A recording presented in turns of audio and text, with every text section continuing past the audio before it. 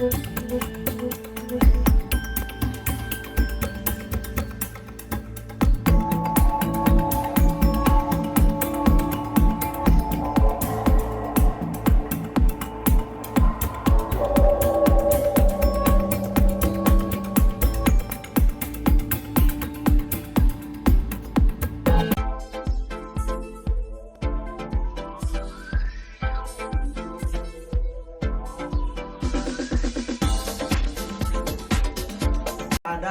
selama Bapak menjadi Kapolsek ya atau kepolisian pasti ada kasus-kasus unik yang menarik.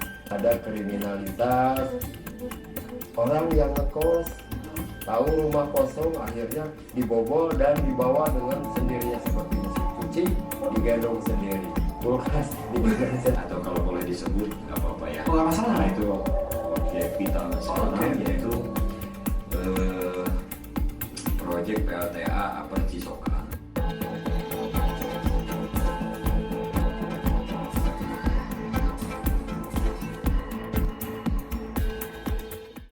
Bismillahirrahmanirrahim. Assalamualaikum warahmatullahi wabarakatuh. Waalaikumsalam warahmatullahi Ya, hari ini kembali lagi di Ruang Informasi Podcast IJT Sangkuriang. Nah, hari ini ada tamu spesial ini. Nah, mereka berdua ini adalah bakal calon wali kota dan wakil wali kota Kota Cimahi melalui jalur independen. Ya. Nah, jalur yang cukup sulit ya Pak ya. Saya pikir ini cukup sulit ya. Saya rasa cukup sulit karena tidak semua mau memilih jalur ini.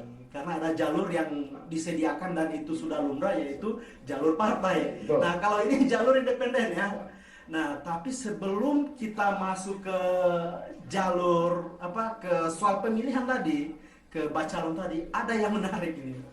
Ada yang menarik dari dua orang narasumber saya ini. Nah, yang pertama ini saya kenalkan. Nah, bakal calon wali kota adalah Bapak AKBP Purnawirawan Asep Nandang, betul Pak ya? Betul. Nah, kemudian didampingi yang juga tidak kalah luar biasanya, yaitu Pak Caca Nurdiman, betul Pak ya? Nardiman. Oh sorry, Nardiman. Oh iya, saya salah baca Pak Nardiman. Oke. Nah, Pak Caca Nardiman. Jadi mereka berdua ini adalah pasangan yang luar biasa kalau menurut saya. Nah, nanti kita akan tahu nih, kita akan cari tahu kenapa kemudian keduanya memilih jalur independen. Tapi yang pertama Pak, saya ingin tahu, betul Bapak dari kepolisian Pak, dari Purnawirawan kepolisian. Purnawirawan. Ya. Oke, mungkin Pak pertama saya ingin tahu dulu Pak terkait dengan terakhir Bapak menjabat, kemudian jabatan apa saja Pak yang sudah pernah ditempuh Pak selama di kepolisian Pak? Saya Asep Nandang Ahmad Hidayat, lahir di Pojok, Jalan Pojok, Kota Cimahi. Masuk SD, saya SD Cimahi, SD 13, SMP 1 yang ada di Tagog, Kota Cimahi.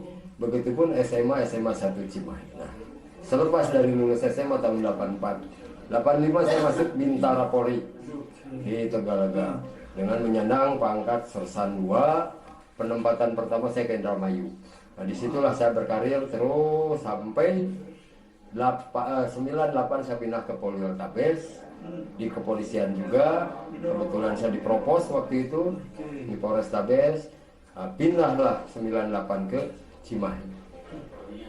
Nasib baik bagus buat saya. Saya di 99 bisa masuk sekolah perwira dari Polres Cimahi. Balik lagi ke Polres Cimahi tahun 2000. Dari situlah kami berkarir yang namanya sudah menyandang perwira Letnan 2. Dari mulai jadi Pamapta Polres Masih letnan ya, masih letnan Letnan 2 dulu, masih Polres Bandung. Terus saya jadi Kanit Restik Judisila di Polres Bandung juga. Berkarir terus sampai saya mungkin di Polres ini 20 tahun ya berarti. Lama. Itu Cimahi ya Pak ya? Cimahi. Oh, berarti Ya. kalau tahu Cimahi, kalau tanya Cimahi udah pasti ya lahir dan berkarir di sini. Alhamdulillah, 2016 saya jadi Kapolsek Cimahi. Oh, pernah di Kapolsek Cimahi. Satu tahun 4 bulan. Jadi yang membawahi 2 kecamatan, Cimahi Utara, Cimahi Tengah. Begitupun di Cimahi Selatan saya pernah jadi Wakapolsek Cimahi Selatan. Ya. Jadi untuk wilayah Cimahi dalam hal gangguan umum Kamtimas, insya Allah saya Udah paham tamat. betul, paham. Udah tamat. Setelah di situ saya mungkin jadi Kapolsek Cipatat di 2018 sampai 2020. 2020 saya pindah ke Narkoba Polda Jabar. Di tahun 2022 saya jadi Kapolsek Bandung Kulon.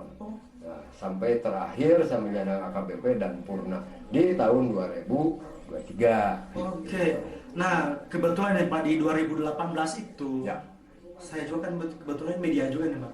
Nah, 2018 saya sudah ketemu dengan Bapak di Polsek Cipatat. Betul. Dan banyak kasus Pak. Cipatat itu kan dulu di apa namanya banyak persoalan lah Pak. Dan ini di apa namanya dibuktikan kita sering liputan di sana kasus-kasus Pak. Nah, ada yang ingin tahu nih Pak, mungkin pastinya ada lah ya, pastinya ada selama Bapak menjadi Kapolsek ya atau kepolisian, pasti ada kasus-kasus unik yang menarik atau mungkin yang lucu yang mungkin bisa dibagikan sedikit Pak.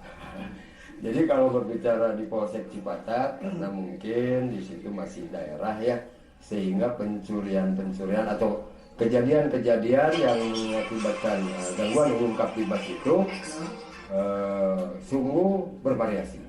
Di antaranya ada kriminalitas, orang yang ngekos tahu rumah kosong akhirnya dibobol dan dibawa dengan sendirinya, seperti mesin cuci digendong sendiri, kulkas digendong sendiri. Dan sampai istrinya yang di kosan itu kaget karena seperti orang pindah karena hasil mencuri. Nah, itu diantaranya salah satu keunikan. Adapun yang mungkin secara nasional kami pernah mengungkap kasus curanmor yang dijual ke luar negeri. Internasional berarti, internasional lagi Pak, internasional itu Pak. Di antaranya ke Myanmar dan ke Afrika Selatan. Itu kan motor Kendaraan ya? roda 2. Kendaraan roda 2 ya? Kendaraan roda 2. Ini Saya ungkap dan alhamdulillah berhasil kolaborasi dengan Polres, akhirnya secara penyelesaian dan tindakan hukumnya sama Polres. Cikal bakalnya di Cipatat. Luar biasa Pak ya. Dan saya yakin Pak, ini bukan hanya itu kasus yang unik karena di Cimahi itu masih panjang. Dulu kan sebelum Polsek pasti ada karir di Kasat mungkin Pak ya, sebagai kepala satuan mungkin Pak ya. Kalau saya belum pernah, mendingan jadi Kapolsek. Oh, Jadi lebih baik jadi kepala kucing daripada jadi ekor harimau. serem lah. Serem ya Pak ya. Oke, itu dari cerita Bapak ini kan pastinya cerita dari wakil Bapak Pak Caca ini kan pasti menarik juga nih. Nah, makanya bisa berpasangan pasti ada dua hal yang menarik ini untuk Cimahi pastinya. Siap. Ya. Nah, bisa dong Pak Caca diceritakan sedikit karena setahu kami Pak Caca ini aktif di lingkungan nih. Kebetulan Cimahi ini Pak, kalau dari kacamata kami media ini Pak, tiap hujan pasti banjir. Nah maka yang kami tahu itu Pak Caca ini ada kaitannya dengan lingkungan nih, dan menarik juga nih dan cocok untuk Cimahi. Seperti apa Pak ceritanya Pak? Apa yang Bapak lakukan dan apa yang Bapak bergelut di bidang apa gitu, bisa diceritakan ke pemirsa mungkin Pak? Baik, terima kasih. Pertama-tama terima kasih atas undangannya. Perkenalkan dulu, saya Caca Nardiman, sebetulnya lahir di Garut. Oke. Kemudian kalau pendidikan, sebenarnya pendidikan S1 itu sarjana pendidikan. Oke, pendidikan ya. S2 juga saya masih di pendidikan umum. Oke. Tapi ada yang menarik, karir saya kebanyakan di dunia tambang. Oke. Tambang sehingga dan bergelutnya adalah di bidang bahan peledak. Wow. Bahan peledak. Makanya Cocok juga ya dengan Cimahi masyarakat ini. Cimahi ini kan kota yang hijau lah ya. Yang sejuk lah ya. Sebetulnya saya ahli di bidang peledak, makanya ada beberapa yang memang sertifikasi bahan peledak. Nah, karir wira swasta lah ya. Mengenal sosok beliau ini tahun 2011 kalau nggak salah. Beliau lagi di Gunung Halung, Kapolsek Gunung Halung. Oke. Ini ada kaitannya dengan lingkungan ini ya? Itu ya, lingkungan. Nah, itu ya. Ini tadi sedikit ini dulu gambaran dulu ya. beliau ya. Bahwa sama-sama waktu itu kalau saya sedang mengerjakan salah satu proyek. Ini benar. Ini proyek nasional ya sebetulnya. Oke. Atau kalau boleh disebut nggak apa-apa ya. Oh, nggak masalah. Karena itu objek vital nasional, yaitu proyek PLTA Upper Cisokan. Itu akan menjadi, kalau jadi itu menjadi PLTA terbesar di Asia Tenggara lah, kalau nggak salah 1080 megawatt. Nah saat itu saya lagi dapat pekerjaan membangun jalan, bagaimana sosialisasi dengan masyarakat dan lain sebagainya. Yang menarik buat saya sosok beliau pada waktu itu yang hadir. Oke. Nah, itu bagaimana cara penyampaian kita ke masyarakat dan lain sebagainya. Nah itulah kisah-kisah sedikit ya. Nah kembali tadi ke masalah lingkungan. Ini yang menarik ini. Nah, lingkungan 2017 kalau nggak salah awalnya kami memerhati lingkungan itu setelah adanya proyek Citarum Harum. Oke, saya juga tahu itu. Yang dulu ada Pak Doni Munardo kalau nggak salah ya. Iya. Pencetusnya. Oke. Waktu itu Kasatgasnya oleh gubernur ya. Oke. Dan Pangdam nggak salah ya. Pangdamnya masih almarhum Pak Doni Munardo itu. Betul. Nah itu dari situ kita dapat tugas Pangdam mengangkat sampah dari Citarum, kemudian di pinggir. Nah kita dapat tugas sebagai mau digimanain nih sampah. Oh, ada sampah di pinggirnya. Oh betul. Siap. Nah kemudian dari mana juga sumbernya? Kita telusuri DAS itu, daerah aliran Sungai Citarum. Dan kita data ada 625 desa. Itu yang sepanjang itu ya. Dari Cisanti ya. Betul. Oke. Dari Cisanti sampai Cipatat. Kalau nggak Sampai salah. ke sana itu. Oh ya, ke Jawa Barat itu kan. Jawa Barat. Itu ada 600. Nah salah satunya Cimahi. Kita bagaimana dulu untuk mengenaskan sampah ini? Nah makanya teman-teman ya, kita bareng-bareng teman-teman teknokrat muda di Cimahi, ya muncullah sebuah ide dengan hashtag ya sampah musnahkan. Oh keren. Nah, akhirnya gimana nih supaya tidak menjadi masalah baru, mengentaskan masalah tanpa masalah, tanpa memisahkan masalah. Tanpa memisahkan masalah. Walaupun ada residu pun itu harus benar-benar clear terhadap lingkungan. Dari situ kita, luar biasa itu. Hampir 3 tahun, 4 tahun penelitian. Jadi sampahnya itu betul-betul habis atau seperti apa nih? Kan kalau plastik itu kan harus dirubah dulu ke pembaruan yang lain, Pak, baru ini. Kalau ini gimana nih? Sebetulnya banyak sih. Dengan teman-teman ya, sebetulnya kolaborasi. Oke. Di sini ada bank sampah. Oke. Kemudian ada Kang Bisma dengan Oke, berbagai oke. macam program. Berbagai. Nah, sementara yang kita garap ini nih betul-betul yang sampah yang sudah tidak berfungsi lagi.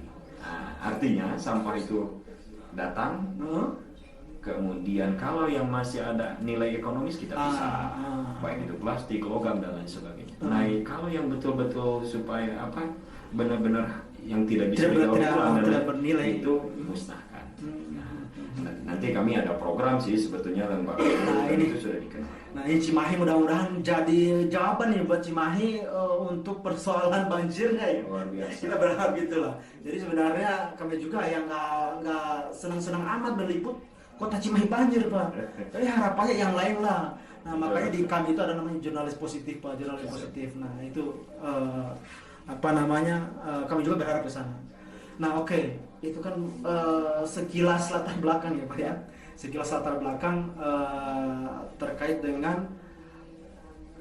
latar belakang Pak Pak Wakil, Pak Caca dengan Pak Asep gitu ya. Nah berikutnya ini ya, berikutnya kita akan masuk di di persoalan pemilu ini Pak. Ya. Oke, tapi kita masuk di segmen kedua.